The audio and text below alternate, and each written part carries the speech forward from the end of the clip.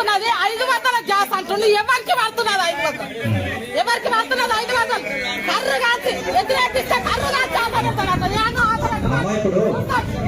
ఆడపిల్లకు 12 నెలల ఆడపిల్లకు 2500 ఇస్తాడు. ప్రతి ఆడపిల్లకి 2500 ఇస్తాడు. ఏ ఆడపిల్లకు 2500 ఏమి చెప్పండి? రుణమాఫీ అన్నారు. రుణమాఫీ 2 లక్షలు దాటుంటే రుణమాఫీ చేయలేదు. 2 లక్షల వరకు చేయాలి కదా.